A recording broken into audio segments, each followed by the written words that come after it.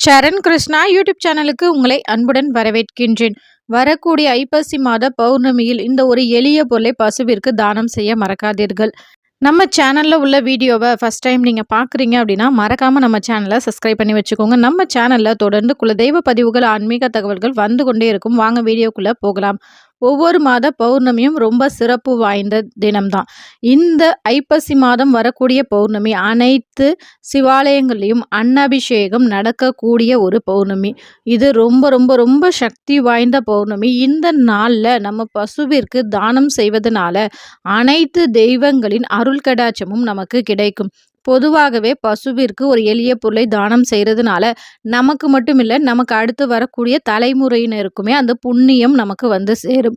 ஆனால் ஒரு சக்தி வாய்ந்த நாளில் சக்தியான ஒரு பொருளை நம்ம தானம் செய்யும்போது நம்ம பூர்வ புண்ணிய ஸ்தானம் நமக்கு பலமடையும். ஒரு குடும்பத்தில் பூர்வ புண்ணிய ஸ்தானத்தில் எந்த ஒரு தோஷமும் இல்லாமல் இருந்தால் அந்த குடும்பத்தில் சுபகாரிய தடைகள் இருக்காது. குழந்தை பேரில் எந்த ஒரு தடையும் இருக்காது.